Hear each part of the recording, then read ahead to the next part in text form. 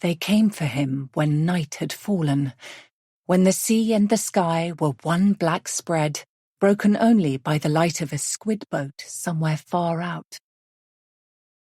Over the soft reggae playing behind the bar, we could hear the half-hearted collapse of tiny wavelets, exhausted after the storm. Lingering smells of briny seaweed, meat cooked in galangal and chili. It felt as if we were the only people in Thailand, me and him and our handful of ad hoc wedding guests. There was a well-being retreat further down the beach, but their lights had gone out hours ago. A short while before they came for him, someone started playing Something About the Way You Look Tonight.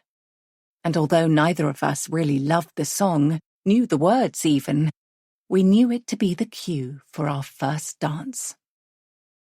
We walked down the wooden steps onto the sand and swayed slowly on the beach like the couple in that picture on my wall at university. Johan and me. A rain-puddled beach, Kulap and Tan holding umbrellas over our heads even though the storm had long passed. In the years that followed, I would wonder about that storm. What might have been if it hadn't come, if we'd married earlier in the day like we'd planned? Might we have taken a ride to the nearest town for some drinks at sundown, gone to a remote beach for a twilight swim? What if they'd come looking for him, found nobody, and given up?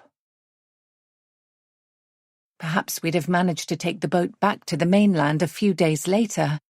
Perhaps we'd have got back safely to Bangkok, home to Europe even. Perhaps I'd have started out as a surgical registrar with Johan Kuhlberg, my husband, next to me in bed when I woke up before dawn to get to the hospital. Although, who knows, perhaps we'd have been divorced by the time I was 30. But I think we'd still be together. We could have lived anywhere in the world.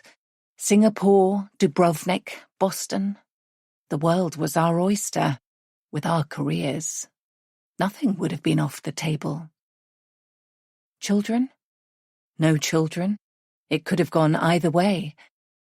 What I'm certain of, though, is that we'd have been happy, even if we'd continued as we had begun. Just two people living together in that sweet little flat in London. One of us could have died early, I suppose, although I'd like to hope not.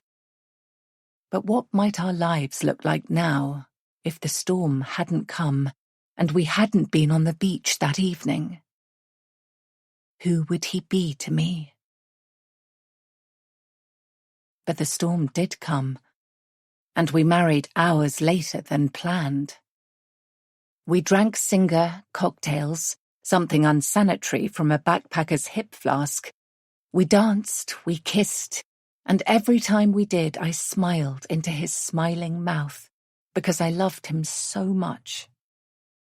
I hold the sense memory of his solid body under my hands even now, the width of his back. A khaki-striped t-shirt was his morning suit, while I wore a dress I'd bought for a few baht in the night market.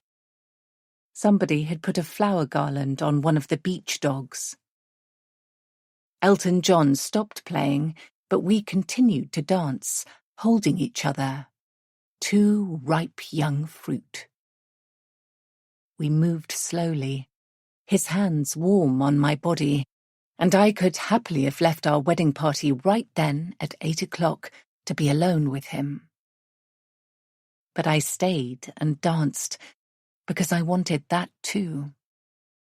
And for those last few moments, it was beautiful.